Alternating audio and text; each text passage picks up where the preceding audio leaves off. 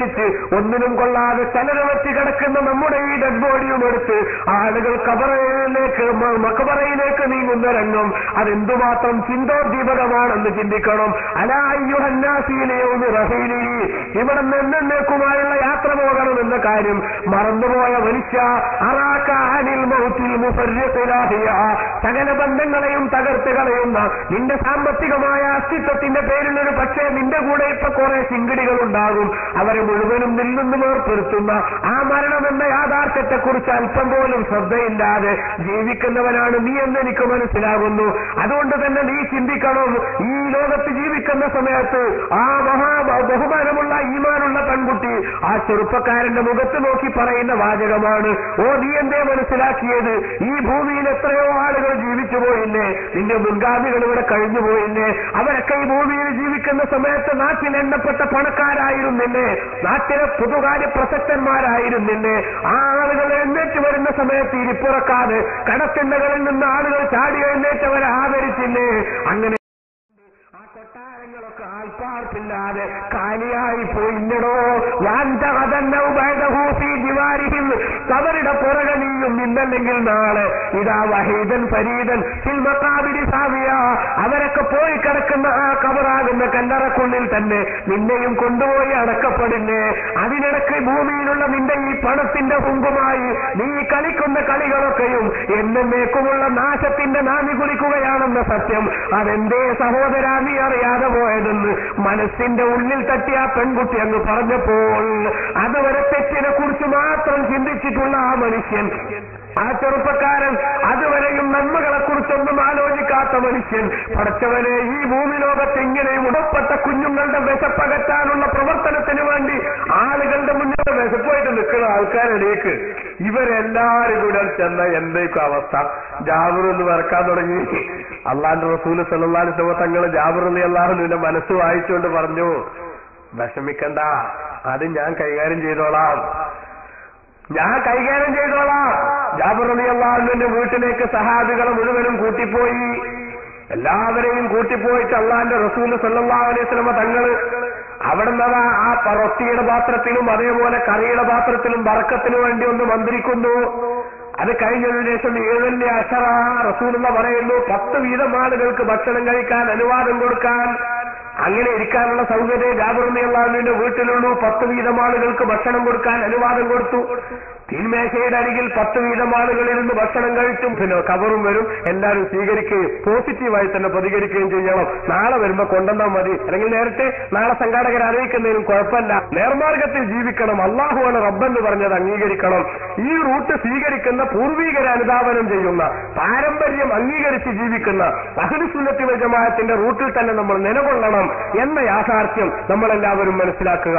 എന്നിട്ട് പ്രിയപ്പെട്ട സുഹൃത്തുക്കളെ, സഹോദരിമാരെ, നമ്മൾ ചിന്തിക്കുക, നമ്മൾ മരിച്ചങ്ങ് കിടക്കുന്ന സമയം സുഖത്തിന്റെ പുറദീസയായ സ്വർഗം കണ്ട് അത് ആ സ്വർഗത്തിലുള്ള സന്തോഷങ്ങളൊക്കെ കണ്ട് നമുക്ക് മരിക്കാൻ സാധിക്കും. അങ്ങനെയാണെങ്കിൽ ഒരു മഹാൻ ഇങ്ങനെ ആലോചിച്ചു, പഠിച്ചവരെ മരണത്തിന്റെ വേദന വളരെ ഗുരുതരാണ് എന്നാണ് അല്ലാഹു സുബ്ഹാനഹു വ തആല പഠിപ്പിച്ച ദീനനുസരിച്ച് നമ്മെ ഉത്ബോധിപ്പിച്ചപ്പോൾ മഹാന്മാരൊക്കെ പറഞ്ഞിട്ടുള്ളത്. റസൂലുള്ള തന്നെ പറഞ്ഞു, ഇന്നലിൽ മൗത്തിലെ സക്കറാത്ത്, മരണത്തിന് അസഹ്യമായിട്ടുള്ള വേദന ഉണ്ട്. ഇതൊന്ന് ലഘൂകരിക്കാൻ, ഇതൊന്ന് കുറച്ചു കിട്ടാൻ എന്താ ഞാൻ ചെയ്യാൻ ആലോചിച്ചൊരു മഹാൻ. അങ്ങനെ അദ്ദേഹം ഒരു സ്വപ്നം കാണുന്നു. ആ സ്വപ്നത്തിൽ സൂറത്ത് യൂസുഫ് ഓതി നോക്കിയാൽ മതി, അതിലുണ്ട് അതിന്റെ മറുപടി എന്ന് അദ്ദേഹത്തിന് വിവരം കിട്ടി. അപ്പൊ സൂറത്ത് യൂസുഫ് ഓതി നോക്കി അതിന്റെ മറുപടി ഉണ്ട് എന്ന് കണ്ടപ്പോ മൂപ്പര് പിറ്റേ ദിവസം സൂറത്ത് യൂസുഫ് ഇങ്ങനെ ഓതി നോക്കുമ്പോ മരണത്തിന്റെ വേദന ലഘൂകരിക്കാന്ന് പറഞ്ഞൊരു പരാമർശം അതിലില്ല. പിന്നെ ഇനിയൊന്നും ഈ പറഞ്ഞതിന് എന്തെങ്കിലും മനസ്സിലാക്കിയെടുക്കണം. ആലോചിച്ച് നോക്കുമ്പോൾ മനസ്സിലായി എന്താണ്, മനുഷ്യന്റെ ശ്രദ്ധ ഏതെങ്കിലും അവന് സന്തോഷമുള്ള ഒരു വിഷയത്തിലേക്ക് തിരിഞ്ഞാൽ വേദനകളൊക്കെ ലഘൂകരിക്കപ്പെടും. അത് സത്യല്ലേ? പണ്ടിപ്പോ ആധുനിക സംവിധാനങ്ങളൊക്കെ വരുന്നതിന് മുമ്പ് നമ്മുടെ നാട്ടിലെ ഉമ്മൂമ്മമാരൊക്കെ എന്താ ചെയ്യാ, കുട്ടികളെ കാലിന് മുള്ളുത്തിയാല് ആ മുള്ളെടുക്കുന്ന സമയത്ത് കുട്ടിയോട് ഒരു പച്ചലമേക്ക് നോക്കുകയാണ്. പച്ചലമ അത്ഭുതമൊന്നും ഉണ്ടായിട്ടല്ല, കുട്ടിയുടെ ശ്രദ്ധ തിരിച്ചുവിടുക എന്നുള്ളതാണ്. ആ ശ്രദ്ധ മറ്റൊന്നിലേക്ക് ആവാഹിച്ചെടുക്കുന്ന സമയത്ത് ഇവിടെ ഈ വേദനിപ്പിച്ചാൽ ആ വേദനിപ്പിക്കുന്നതിന്റെ കാഠിന്യം കുറഞ്ഞു കിട്ടും. ഇങ്ങനത്തെ ഒരു സംഗതി എവിടെ ഉണ്ട്? സൂറത്ത് യൂസുഫിലുണ്ട്. എന്താണത്? മഹാനായ യൂസുഫ് നബി അലൈഹിസ്സലാം ഭൗതിക ലോകത്ത് മനുഷ്യർക്കും എല്ലാവർക്കും കൊടുത്ത സൗന്ദര്യത്തിന്റെ പകുതി അല്ലാഹു തആല മൊത്തമായി യൂസുഫ് നബിക്കാണ് കൊടുത്തത്. അപ്പൊ ആളുകൾ സംശയം വേണ്ട, അള്ളാന്റെ റസൂലിന്റെ സൗന്ദര്യോ അപ്പൊ യൂസുഫ് നബിക്ക് പകുതി കൊടുത്തു, ബാക്കി പകുതിന്ന് കുറച്ചാണോ റസൂലുള്ളാഹ്ക്കെന്ന് തോന്നണ്ട. നബിതങ്ങളായാലൊന്നും അള്ള പെടുത്തിയിട്ടില്ല. റസൂലുള്ളാഹിന്റെ സൗന്ദര്യം 100% തങ്ങൾക്ക് തന്നെ അള്ള കൊടുത്തത്. ഇമാം ബൂസീരി വളരെ വ്യക്തമായി അത് വിശദീകരിച്ചില്ലേ. മുനസ്സഹുൻ അൻ ശരീകിൻ ഫീ മഹാസിനിഹി ഫജൗഹറുൽ ഹുസ്നി ഫീഹി ഗൈറു മുൻഖസിമി. അള്ളാന്റെ റസൂലിന്റെ സൗന്ദര്യം മറ്റൊരാൾക്കും അതിന്റെ 1% പോലും ഡിവൈഡ് ചെയ്യപ്പെടാതെ 100% തങ്ങൾക്ക് മാത്രമായിട്ട് സംവരണം ചെയ്തിരിക്കുകയാണ്. അപ്പൊ ബാക്കിയുള്ള എല്ലാവർക്കും കൊടുത്ത സൗന്ദര്യത്തിന്റെ പകുതി യൂസുഫ് നബിക്ക് അള്ള കൊടുത്തു.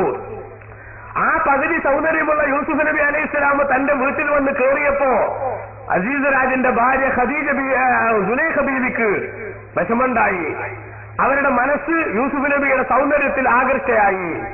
അവസാനം പല സംഗതികൾ നടന്ന് ഞാൻ ആ കഥ വിശദീകരിക്കേണ്ടതില്ലല്ലോ.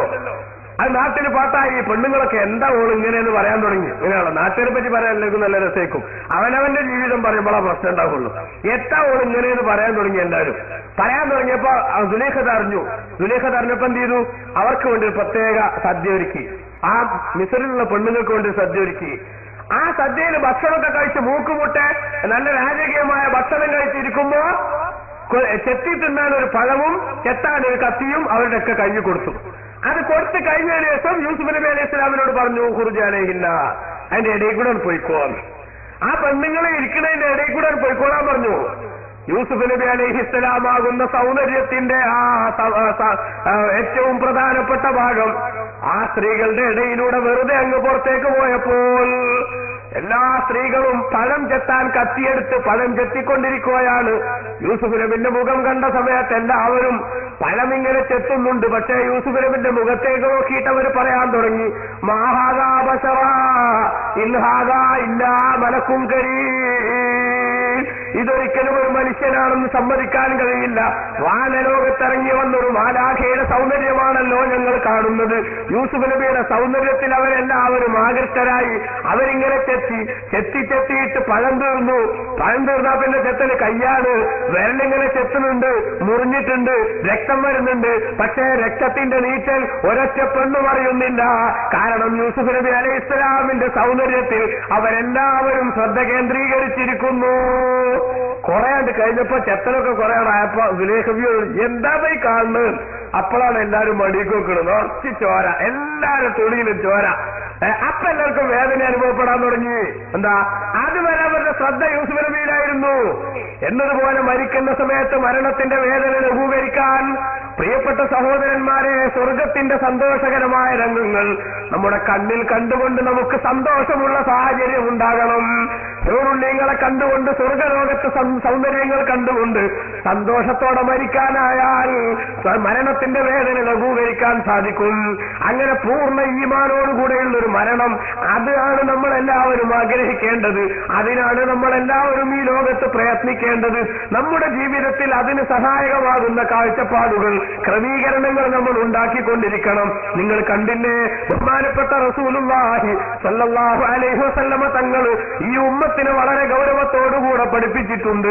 നമുക്ക് മരിക്കാൻ പോണ സമയത്ത് ആ വിധത്തിൽ മലക്കുകളുടെ സന്ദേശം കേട്ടുകൊണ്ട്, അതേപോലെ തന്നെ ആ സ്വർഗത്തിന്റെ ഫോട്ടോ കണ്ട് മരിക്കാനായാൽ ജീവിതത്തിൽ ഇനി ഒരു വിഷമവും നമുക്കില്ല. കാരണം മരിക്കുന്നതിനോടുകൂടെ നമ്മൾ ഏറ്റവും സേഫായ അവസ്ഥയിലേക്ക് മാറി. അതുകൊണ്ടാണല്ലോ മരിച്ചു കഴിഞ്ഞാൽ റസൂൽ എന്ന് പറയുന്നത് എന്താണ്? നമ്മൾ എത്രയും പെട്ടെന്ന് മയ്യത്തിനെ കബറടക്കാൻ നോക്കുകയാണ് വേണ്ടത്. ഒരു 4 ദിവസം ഇങ്ങനെ വെച്ചുകൊണ്ടിരിക്കുക എന്നുള്ളത് ഒരു പ്രൗഢിയായിട്ട് ആരും കാണേണ്ടതില്ല. മുസ്ലിമീങ്ങൾ എത്രയും പെട്ടെന്ന് സംസ്കരണ പ്രവർത്തനങ്ങൾ നടത്തുകയാണ് വേണ്ടത്. എന്തേ റസൂൽ എന്നതിന് കാരണം പറഞ്ഞത്? മരിച്ചു കിടക്കുന്ന മനുഷ്യൻ ഒരു പക്ഷേ നല്ലവനായിരിക്കും. നല്ലവനാണെങ്കിൽ അയാൾക്ക് ഇനി ഇവിടെ കിടക്കുന്നത് ഇഷ്ടമല്ല, എത്രയും പെട്ടെന്ന് ഖബർ പോയി കിടക്കണം എന്നാണ് അയാളുടെ ആഗ്രഹം. എന്തേ കാരണം? ആ മനുഷ്യനെ സംബന്ധിച്ചിടത്തോളം ഖബർ ഏറ്റവും വലിയ സൗഭാഗ്യത്തിന്റെ കേന്ദ്രമാണ്. നമുക്കറിയില്ലേ, അള്ളാന്റെ റസൂല് പഠിപ്പിച്ചിട്ടുണ്ട്, മരിച്ചു കിടക്കുന്ന മനുഷ്യന് അതാ അവര് പറയാണ്, കദ്ദിമൂനി കദ്ദിമൂനി, എന്നിങ്ങളൊന്ന് പെട്ടെന്ന് കൊണ്ടുപോയി ഖബറിലാക്കൂ സഹോദരന്മാരെ. അതേസമയത്ത് മരിച്ചെടുക്കണോ മോശക്കാരനാണെങ്കിലോ വെറുതെ എന്തിനാണ് ഒരു തല്ലിപ്പൊളി ഇവിടെ വെച്ചുകൊണ്ട് നമ്മൾ അവന് കാവലിരിക്കുന്നത്? അതുകൊണ്ട് രണ്ടാണെങ്കിലും എത്രയും പെട്ടെന്ന് മറവ് ചെയ്യുന്നതാണ് നമുക്ക് നല്ലത്. ഒന്ന് മയ്യത്തിന് നല്ലതാണ്, മറ്റത് നമുക്ക് നല്ലതാണ്. ഏതായാലും ശരി, മരിച്ചു കഴിഞ്ഞാൽ ഉടനെ തന്നെ സംസ്കരണത്തിന് വേണ്ട ഏർപ്പാടുകൾ നമ്മൾ ചെയ്യണം. പ്രിയപ്പെട്ടവരെ, മയ്യിത്ത് നിസ്കാരത്തിന് ജനങ്ങളെ വർദ്ധിപ്പിക്കാനുള്ള എല്ലാ പ്രവർത്തനങ്ങളും സഹായകമാകുന്ന കാര്യങ്ങളും നമ്മൾ ചെയ്യണം. അപ്പൊ അനൗൺസ്മെന്റ് നടത്തുന്നത് തെറ്റാണെന്ന് പറയുന്നില്ല, പക്ഷേ അതൊരു മാമൂലാക്കി നടത്തേണ്ട സംഗതിയല്ല. ഇപ്പൊ പല നാട്ടിലും അനൗൺസ്മെന്റ്, മരിച്ച അനൗൺസ്മെന്റ് കാണും. പക്ഷെ എന്താണ് അതുകൊണ്ട് ഉദ്ദേശിച്ചത് പടച്ചോന്റെ തൗഫീഖുണ്ട് ഒരാൾക്കും മനസ്സിലാവില്ല. കാരണം എന്താ, വണ്ടി അവിടെ ഓടിക്കാവുന്ന ഏറ്റവും വലിയ സ്പീഡിലേക്ക് അവിടെ വണ്ടി ഓടുക. അപ്പൊ എന്താ കേൾക്കുന്നത്? ഇപ്പൊ ഈ കൊടിഞ്ഞിലൊരു ഉദാഹരണം നമ്മൾ പറയാം, ഇന്നാലിന്റെ വീട്ടിലെ ഇന്നാലിന്ന ആളുടെ ഭാര്യ അല്ലെങ്കിൽ ഭർത്താവ്, ഇന്നാലിന്ന ആളുടെ മകൻ, ഇന്നാലിന്ന ആള് ഇന്ന സമയത്ത് മരണപ്പെട്ടു, പരേതന്റെ ജനാസ ഇത്ര മണിക്ക് ഇന്ന പള്ളിയിൽ വെച്ച് നിസ്കരിക്കുന്നതാണ്. അപ്പൊ ഇതിന് ഇന്നാലിന്ന മനുഷ്യൻ എന്നത് മാത്രമാണ് ഒരു ടീം കേൾക്കുക. അയാളെന്റെ ഗൾഫിൽ നിന്ന് വന്നോ, അതോ ഗൾഫിക്ക് പോയിരുന്നോ, പ്രധാനമന്ത്രിയായി സത്യപ്രതിജ്ഞ ചെയ്തോ, ഒന്നും അറിയില്ല.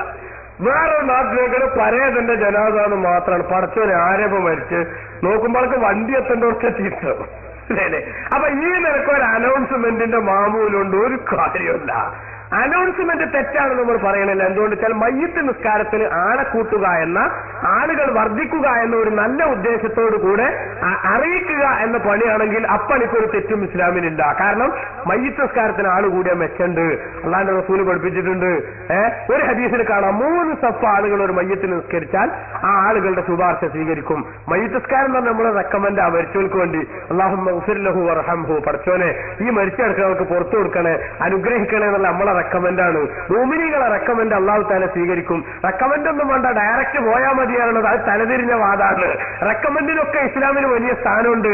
അപ്പൊ ആ സ്ഥാനം ഉള്ളതുകൊണ്ട് തന്നെ അല്ലാഹുമ്മ ഗ്ഫിർ ലഹു വർഹംഹു ഇത് പറയാൻ 3 സഫ് ആളുണ്ടായാൽ അവരല്ല സ്വീകരിക്കുന്ന ഒരു ഹദീസിലുണ്ട്. അതുകൊണ്ടാണ് നമ്മുടെ നാട്ടിലൊക്കെ എത്ര കുറഞ്ഞ ആളുകൾ വെച്ച് ഉള്ളവരാണ് 3 സഫ് ആകുകയറിയില്ല മയ്യിത്ത് നിസ്കാരത്തിന്. അത് അതുകൊണ്ട് പറയണതാ, വെറുതെ പറയണതല്ല. ഇയാൾക്കെന്ത് വേറെ എടുക്കുന്നത്, ആകെ ഒറ്റ സഫ്ക്കാനൊന്നും കാണില്ല, അത് 3 ആക്കിയിട്ട് വലത്തണം എന്തിനാന്ന് ചോദിക്കേണ്ടതില്ല. എന്താ കാരണം വെച്ചാൽ അതിങ്ങനൊരു ഗുണം റസൂൽ പഠിപ്പിച്ചുകൊണ്ടാണ് 3 സഫ് ആളുണ്ടാവുക. അതേപോലെ തന്നെ 40 ആളുണ്ടായാൽ 100 ആളുണ്ടായാൽ ഇങ്ങനത്തെ എണ്ണങ്ങളൊക്കെ റസൂൽ പറഞ്ഞിട്ടുണ്ട്. അതുകൊണ്ട് തന്നെ മയ്യിത്ത് നിസ്കാരത്തിന് ആളുകൾ വർദ്ധിക്കാനും ഗുണകരമാകുന്ന എല്ലാ സംഗതികളും, ആ സംഗതികളൊക്കെ എന്താണ്, പുണ്യുള്ള കാര്യം തന്നെ. കാരണം നന്മയിലേക്ക് കൂട്ടുന്ന സംഗതി അതും നന്മയായിരിക്കും.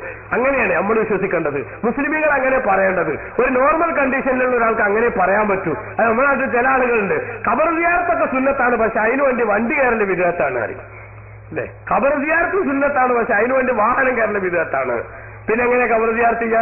ഈ സുന്നത്ത് എങ്ങനെ എടുക്കുക? ഖബർ ബെല്ലടുത്തേക്ക് ഇങ്ങോട്ട് വരിക അല്ലേ. ഇങ്ങനെ തലതിരിച്ച വർത്താനം പറയുന്ന ആളുകൾ, അവരെ പറ്റി നമുക്ക് ചർച്ചല്ല. അപ്പൊ ഈ പുണ്യം നമ്മൾ ചെയ്യുകയാണെങ്കിൽ അനൗൺസ്മെന്റിന്റെ ഷർത്ത് അറിയുന്ന ആളുകൾ അനൗൺസ് ചെയ്യണം. അനൗൺസ്മെന്റിന്റെ ഷർത്ത് എന്താ? മാക്സിമം കുറഞ്ഞ വാചകങ്ങളിൽ ആശയം വ്യക്തമാക്കുന്ന വിധത്തിലുള്ളത് പറയാ. അതിന് വണ്ടി ഓട്ടുന്ന ആൾക്ക് അതിനുള്ള പരിശീലനം കിട്ടണം. ആ വണ്ടി ഓട്ടുന്നതിന് ഏറ്റവും കുറഞ്ഞ സ്പീഡ് എത്രയാണെന്നെങ്കിൽ ആ സ്പീഡിൽ വണ്ടി ഓട്ടണം. അപ്പൊ കുറഞ്ഞ വാചകമാകുക, കുറഞ്ഞ സ്പീഡിൽ വണ്ടി ഓടുകയാണെങ്കിൽ ഇന്ന ആള് മരിച്ചിട്ടുണ്ടെന്നും അയാളെ മയ്യിത്ത് നിസ്കാരം ഇന്ന സമയത്ത് നടക്കുമെന്നും ഏതാൾക്കും മനസ്സിലാവും.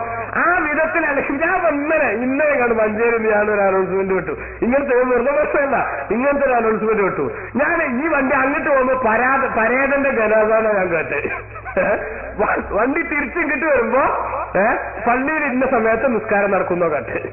ശരിയല്ലേ? ഭാരത എന്താന്ന് എനിക്ക് മനസ്സിലായില്ല. ഞാൻ മഞ്ചേരിയിലായതുകൊണ്ട് എന്റെ നാടെന്നല്ലാത്തതുകൊണ്ട് എനിക്ക് മനസ്സിലാകേണ്ടതൊക്കെ, പക്ഷെ ആ നാട്ടുകാർക്ക് മനസ്സിലാവണ്ടേ. അതിനാവശ്യമായിട്ടുള്ള സംവിധാനം ഉണ്ടെങ്കിലേ അനൗൺസ് നടത്തേണ്ടേ ഉള്ളൂ. അതുപോലെ ആളുകളെ അറിയിക്കാൻ വേറെ സംവിധാനം ഉണ്ടെങ്കിൽ എന്റെ കുടുംബത്തിൽ മരിച്ചിട്ട് ഇപ്പൊ അനൗൺസ് നടത്തിയില്ലെങ്കിൽ അതൊരു മോശം എന്ന് വിചാരിച്ചിട്ട് നടത്തേണ്ടതില്ല, അനൗൺസ് നടത്തേണ്ടതില്ല. എന്ന് പറഞ്ഞാൽ ഇന്ന് മിനിയാന്നൊക്കെ നമ്മൾ സൂചിപ്പിച്ചതുപോലെ മാമൂലിന്റെ പേരിൽ നടക്കേണ്ട ഒരു ചടങ്ങായിട്ട് മാറേണ്ടതല്ല അനൗൺസ്മെന്റ് എന്ന് സാന്ദർഭികമായിട്ട് ഞാൻ സൂചിപ്പിച്ചതാണ്. ഏതായാലും ശരി, മയ്യിത്ത് നിസ്കാരം കഴിഞ്ഞു. മയ്യത്തിനെ നമ്മൾ ഖബറിൽ കൊണ്ടുപോയാക്കുന്നു. ആ മയ്യത്തിനെ ഖബറിൽ കൊണ്ടുപോയാക്കുമ്പോൾ അതിന്റെ ഇടയ്ക്ക് കുറെ വിഷയങ്ങൾ മരണമായിട്ട് ബന്ധപ്പെട്ട സംഗതികളൊന്നും ഇപ്പൊ ഞാൻ പറയണില്ല. കാരണം അങ്ങോട്ടൊന്നും പോകാൻ നമുക്ക് സമയമല്ല. ഒരു ദിവസം കൊണ്ട് 2 ദിവസം കൊണ്ട് പറയേണ്ടതല്ലല്ലോ ഈ വിഷയം. പക്ഷെ വയറുന്നിട്ടോടുകൂടെ തീരുന്നുണ്ട്, ഇന്നതൊക്കെ തീരണം. അതുകൊണ്ട് തന്നെ പിന്നെ ആ അത്തരം സംഗതികൾ മസ്തരപരമായിട്ടുള്ള കാര്യങ്ങളിലേക്കൊന്നും ഞാൻ പോണില്ല. ആ സംഗതികൾ കഴിഞ്ഞു. അങ്ങനെ നമ്മൾ ഖബറിൽ മയ്യത്തിനെ കൊണ്ടുപോയാക്കി. ആ ഖബറിൽ മയ്യത്തിനെ കൊണ്ടുപോയാക്കുമ്പോ പ്രിയപ്പെട്ട സഹോദരന്മാരെ, മരിച്ച് ഖബറിൽ ഞാനും ഒരു ദിവസം കിടക്കേണ്ടവരാണെന്നുള്ള ബോധം നമുക്ക് വേണം. കാരണം ജീവിച്ചിരിക്കുന്ന സമയത്ത് ആ ഖബർ കടക്കാനുള്ള ഒരുക്കങ്ങൾ നമ്മൾ നടത്തേണ്ടതുണ്ട്. അല്ലാഹുവിന്റെ റസൂൽ സല്ലല്ലാഹു അലൈഹി വസല്ലം തങ്ങൾ പഠിപ്പിച്ചു, ഇതാ ഖബറിൽ കിടക്കുന്ന മനുഷ്യന്റെ അടുത്തേക്ക് ഒരു സുന്ദരനായ മനുഷ്യന്റെ കോലത്തിൽ ഒരാൾ കടന്നു വരും. ഹദീസിൽ കാണാം, മരിക്കുന്ന സമയം മുതൽ തന്നെ അദ്ദേഹത്തിന് അംഗീകാരങ്ങൾ ഇങ്ങനെ കിട്ടും. സ്വർഗത്തിലുള്ള പ്രത്യേക പഞ്ഞിയും അതേപോലെ തന്നെ കസ്തൂരിയും ഒക്കെ കൊണ്ടുവന്ന് അതിനെ നല്ല മനുഷ്യന്റെ ആത്മാവിനെ മലക്കുകൾ ആവാഹിക്കുക. ആ ആത്മാവിനോട് നല്ല നിലക്ക് നിന്നെപ്പറ്റി നല്ല താല്പര്യത്തോടെ ഇരിക്കുന്ന യജമാനിന്റെ അടുത്തേക്ക് ഇറങ്ങി വന്നോളൂ എന്ന് മലക്കുകൾ പറയുമ്പോ ഈ മുഅ്മിനായ മനുഷ്യന്റെ ആത്മാവെന്നെ ഇറങ്ങി വരാൻ തയ്യാറാണ്. നല്ല വിശാലമായ മുഖമുള്ള ഒരു പാത്രത്തിൽ നിന്ന് വെള്ളം നമ്മൾ പുറത്തേക്ക് ഒഴിക്കുകയാണെങ്കിൽ എത്ര സ്മൂത്തായി വെള്ളം പുറത്തേക്ക് വരും. ഇതേപോലെ മുഅ്മിനായ മനുഷ്യന്റെ ആത്മാവ് പുറത്തേക്ക്